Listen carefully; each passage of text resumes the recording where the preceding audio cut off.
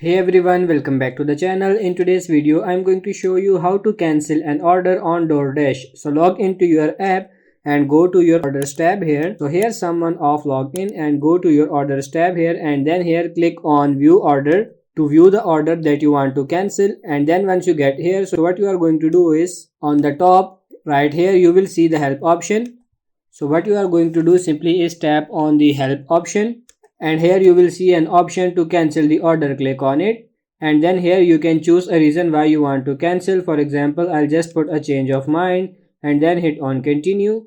So once you hit on continue, that's it, your order will be cancelled. So your order has now been cancelled and your refund should reach your original to your account within like 3 business days. So usually it takes around 3 business days to reflect. And then also just keep in mind that you will be able to cancel your order only if it's not has been sent for delivery yet. So if you just place the order, then you will be able to cancel it. So that's pretty much it for this video. I hope this video was helpful. If it is, like it and subscribe to the channel. Thank you.